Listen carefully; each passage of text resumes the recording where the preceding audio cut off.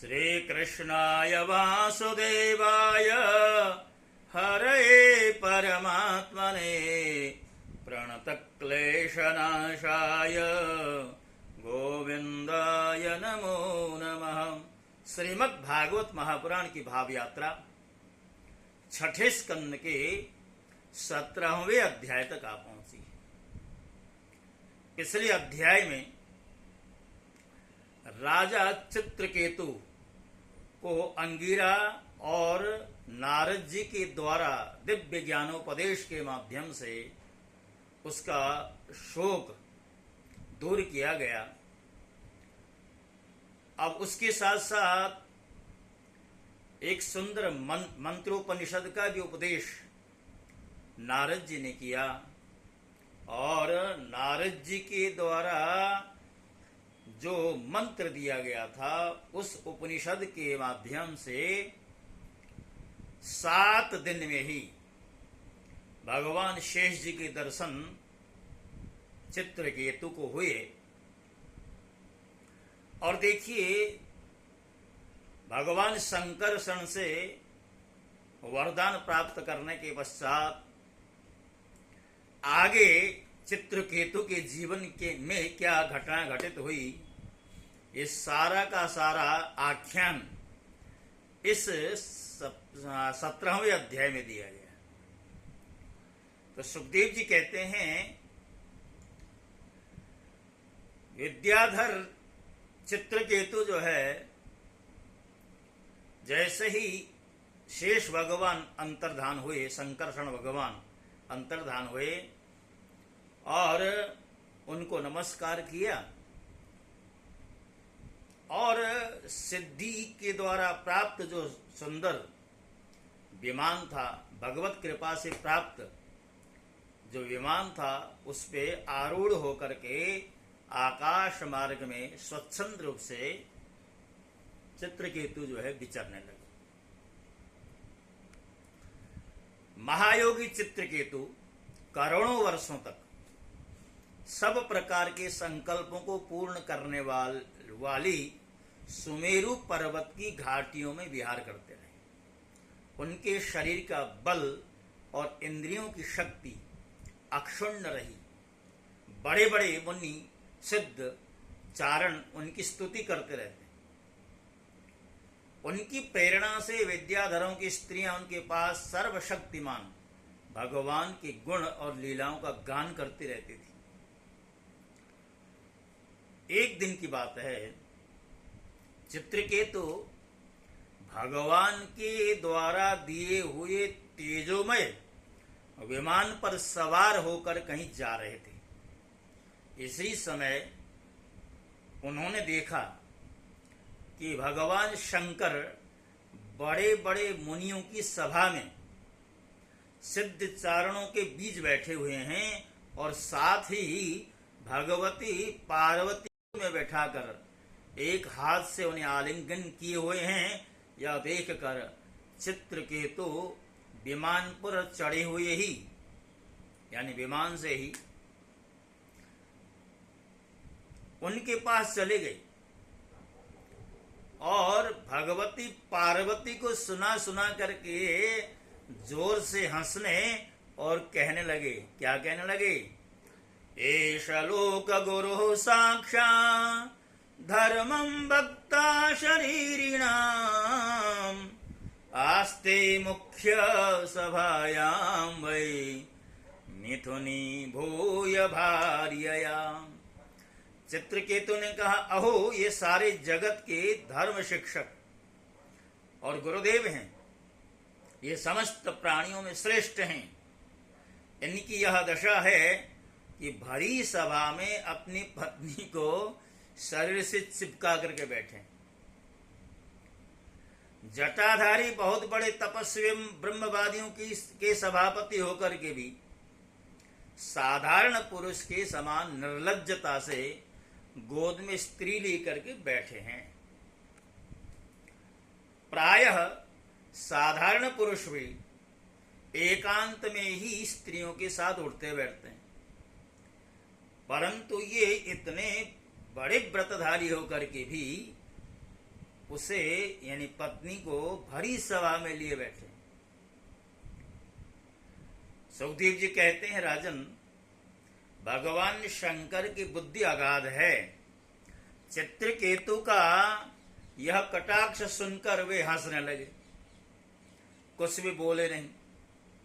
उस सभा में बैठे हुए उनके अनुयायी सदस्य भी चुप ही रहे। चित्रकेतु को भगवान शंकर का प्रभाव नहीं मालूम था, इसी से वे उनके लिए बहुत कुछ बुरा भला कह रहे थे। उन्हें इस बात का घमंड हो गया कि मैं जितेंद्रिय हूं। पार्वती ने उनकी अधिष्ठा देखकर क्रोध से कहा। अब पार्वती जी से नहीं सहा गया। जो आक्षेप लगाया है, जो आरोप लगाया गया है, भगवान शंकर जी ज्ञानी हैं, ज्ञाननिष्ठ हैं, उन्होंने सुन तो लिया, किंतु ऐसा लगा जैसे कोई बच्चा बड़ों से कोई बात कर रहा हो। कई बार छोटे छोटे बच्चे अपने माता पिता के ऊपर भी कुछ ऐसी बातें कह देते हैं, तो माता पिता को सहन करना पड़ता है। अब भगवान शंकर जी तो लोक पिता हैं, जगत के पिता हैं, तो भगवान शंकर जी ने चित्रकेतु की बातों पर ध्यान नहीं दिया। किंतु ध्यान किसने दिया? पार्वती जी ने। तो पार्वती जी बोल पड़ी, अरे हम जैसे दुष्ट और निर्लज्जों का दंड के बल पर शासन एवं तिरस्कार करने वाला प्रभु इस संसार में यही है क्या? अर्थात चित्रकेतु से कह रहे हैं, तू ही हमारा शासक है क्या? जान पड़ता है कि ब्रह्मा जी, भृगु, नारद आदि उनके पुत्र सनकादि, परमर्षि, कपिल देव और मनु आदि बड़े बड़े महापुरुष धर्म का रहस्य नहीं जानते।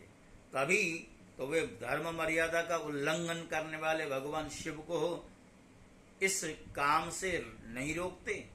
व्यंग का प्रयोग यहाँ पार्वती जी कर रही, क्योंकि ये जितने भी ऋषि महर्षि हैं वो धर्म का मर्म नहीं जानते, इसलिए वो टोकते भी नहीं शंकर जी। इसका मतलब है कि तू बड़ा ज्ञानी है। यदि तू टोक रहा है, हमें मर्यादा सिखा रहा है, तो इसका मतलब तू बड़ा ज्ञानी है।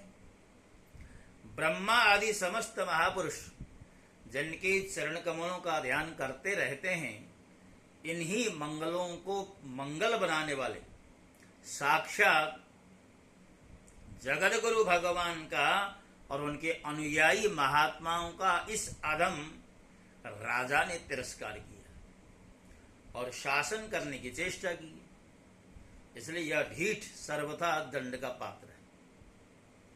इससे अपने बड़प्पन का अभिमान है, घमंड है।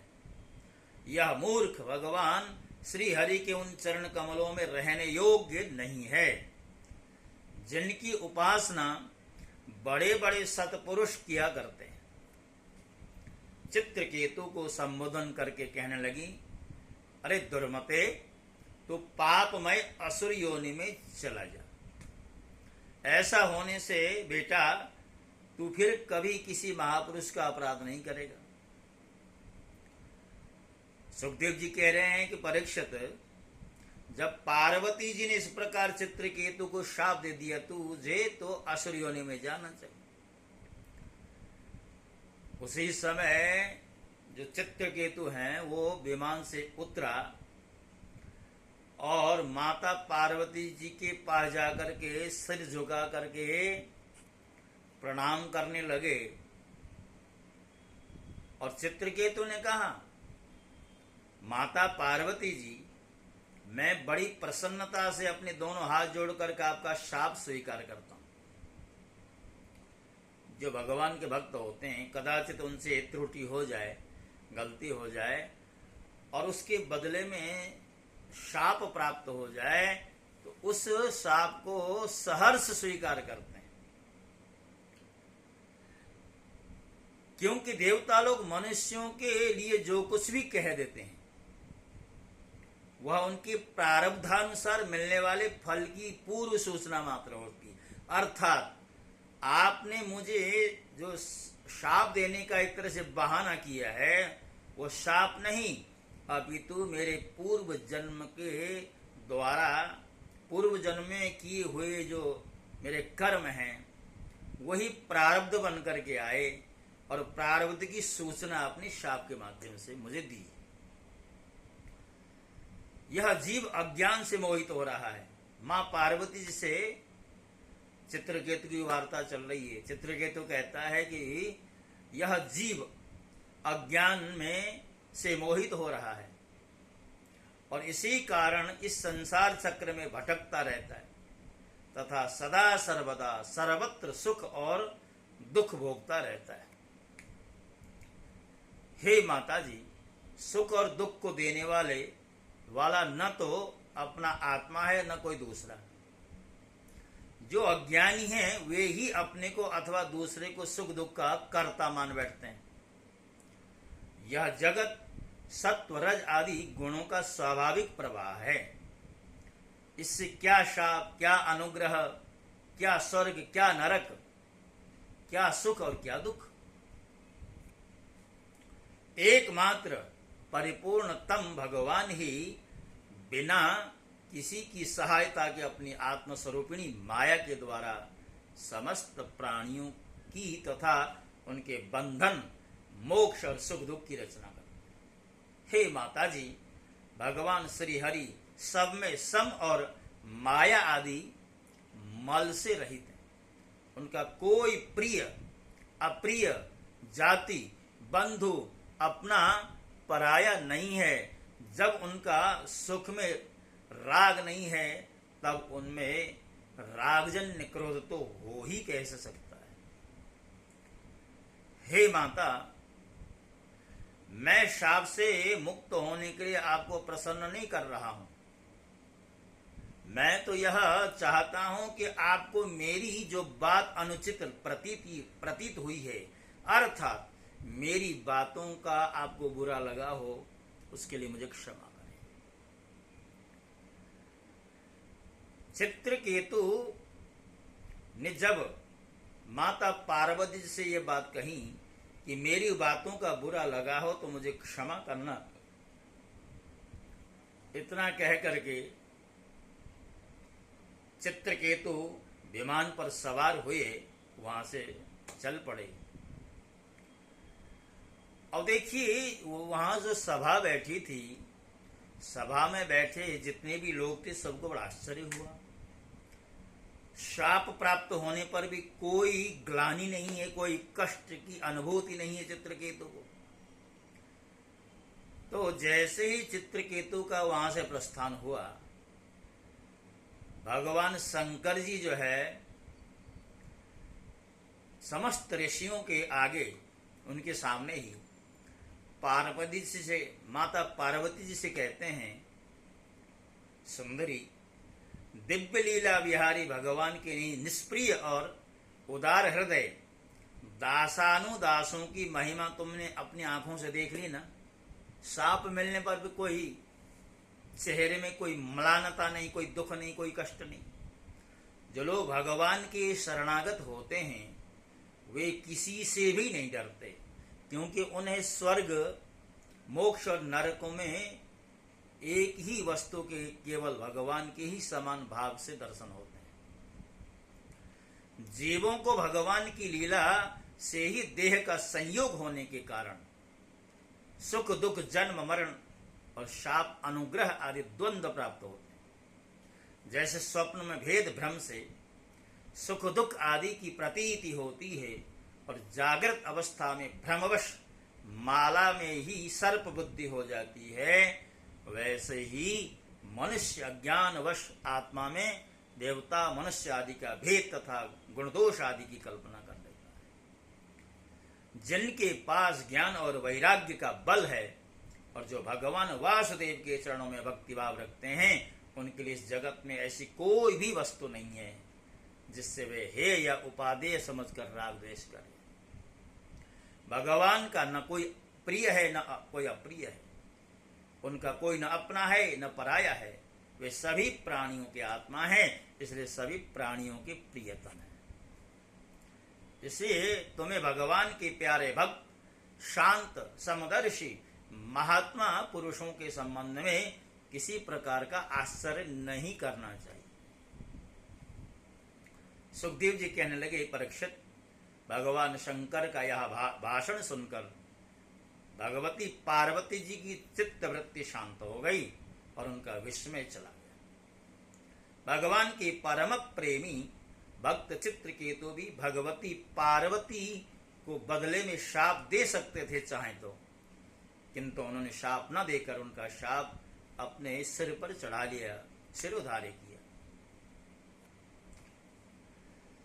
यही विद्याधर चित्रकेतु दानव योनि का आश्रय लेकर त्वष्टा के दक्षिणाग्नि से पैदा हुए, वहां इनका नाम वृत्रासुर हुआ। यानी वृत्रासुर का पूर्व जन्म का चरित्र यह था। यानी चित्रकेतु ही माता पार्वती के शाप से त्वष्टा के पुत्र वृत्रासुर के रूप में आए और मरते हुए भगवान को स्मरण करते हुए, भगवान को याद करते हुए संसार का परित्याग किया। और दैत्य जन्म में क्यों जन्म हुआ, इसका भी एक तरह से निराकरण हो गया। राजा परीक्षित और सुखदेव जी के बीच का जो प्रश्नोत्तर था यहाँ पर पूरा हुआ और बताया महात्मा चित्रकेतु का ये जो पवित्र इतिहास है, जो इसे सुनते सुनाते हैं उन्हें समस्त बंधनों से मुक्ति मिलती है। और खास करके प्रातः काल उठ करके श्रद्धा के साथ भगवान का स्मरण करते हुए इस इतिहास का जो पाठ करते हैं उन्हें परम गति की प्राप्ति होती। भक्तों, इसके साथ साथ आज की जो श्रृंखला है जिसमें हमने 17वें अध्याय को यानी छठे स्कंद के 17वें अध्याय को लिया है, वो श्रृंखला विश्राम ले रही है और हम देख रहे हैं धीरे धीरे आप लोगों तक हमारा ये जो प्रसारण है, हमारा ये जो प्रयास है पहुंच रहा है। मंद गति से ही सही हमारा चैनल भी आप लोगों तक पहुंच रहा है। कुछ सज्जनों के द्वारा सब्सक्राइब का कार्य हो रहा है और कुछ लोग अभी भी दुविधा में हैं, सब्सक्राइब करें नहीं करें।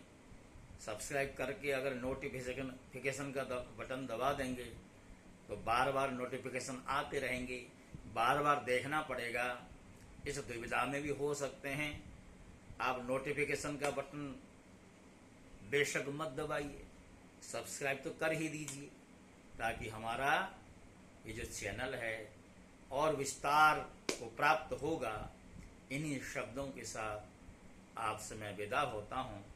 और आज देखिए नवरात्र की षष्ठी है, कात्यायनी देवी की अर्चना का दिन है। माँ कात्यायनी आपके घर में, परिवार में, आपके कारोबार में मंगल की वर्षा करें। ओम नमो भगवते वासुदेव।